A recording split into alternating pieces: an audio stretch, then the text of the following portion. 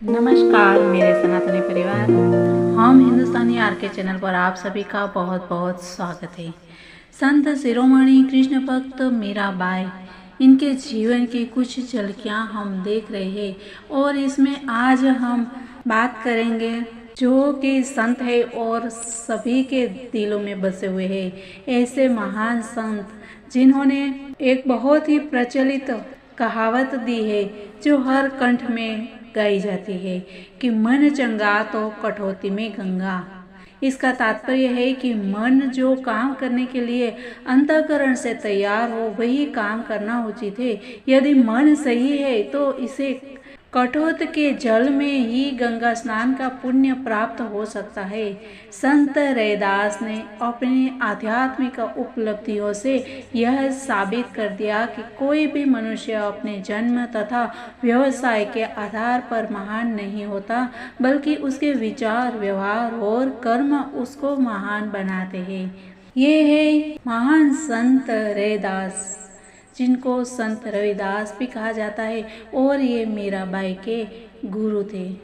और ऐसा उल्लेख मिलता है कि मेवाड़ की जाली रानी से, जिन्होंने संत 1567-68 में स्वयं काशी जाकर संत रविदास को अपना गुरु स्वीकार किया था। इतना ही नहीं, मेवाड़ की जाली रानी के विनम्र निवेदन करने पर संत रविदास मेवाड़ आए थे। इसके बाद संत रविदास की उपस्थिति में ही मेवाड़ के शक्तिशाली शासक महाराणा सांगा और रानी जाली के पुत्र भोजराज का विवाह चित्तौड़गढ़ के किले में संपन्न हुआ था। ऐसी कथाएं मिलती है। मीराबाई और भोजराज के विवाह के दौरान चित्तौड़ के किले में एक अजीब घटना घटी। संत रविदास ने जैसे ही चित्तौड़ के किले में प्रवेश किया, निमंत्रण पर आए समस्त ब्राह्मणों ने इनका विरोध किया।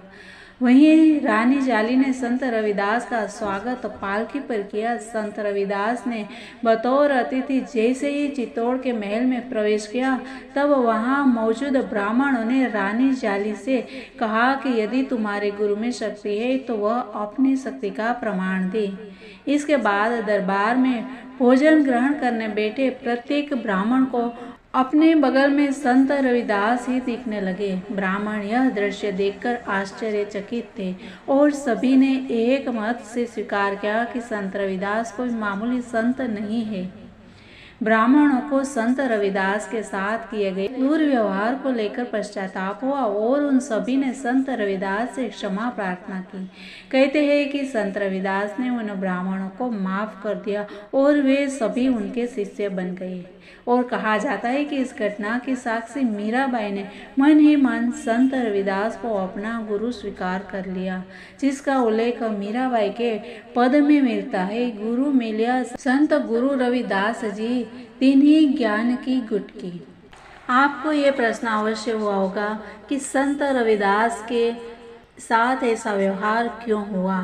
तो इसके लिए थोड़ा इतिहास में जाना पड़ता है कि मध्यकालीन भारत के समाज में दलितों की स्थिति बहुत निम्न थी। जाति प्रथा के कारण भारत का समाज ऊंच नीच की भावनाओं से विषाक्त हो चुका था।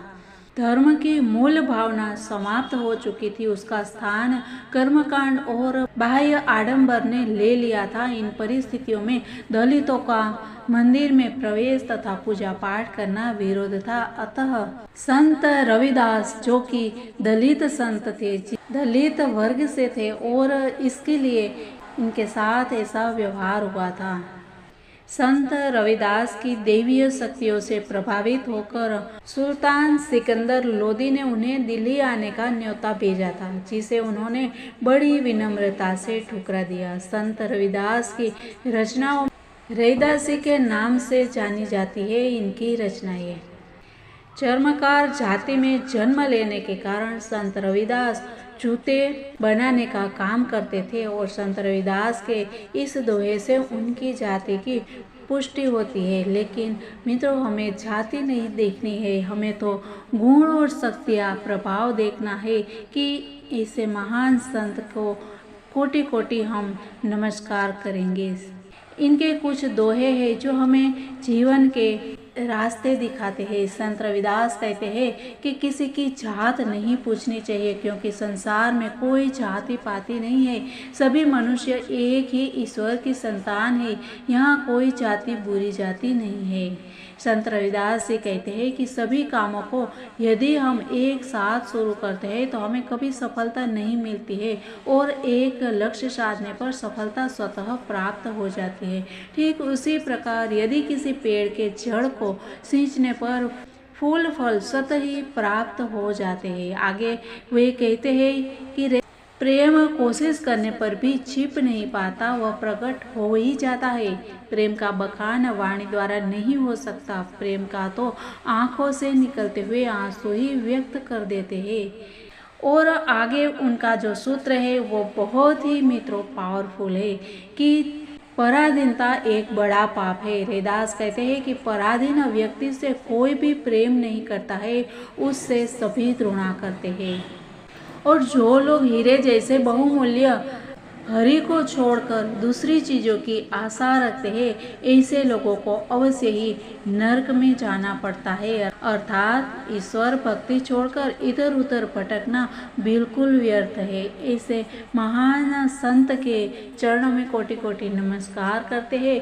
और हम ऐसे संत शिरोमणि कृष्ण भक्त मीराबाई के भक्ति को भी कोटि कोटि नमन करते हैं। और हम आज आपसे विदा लेते हैं।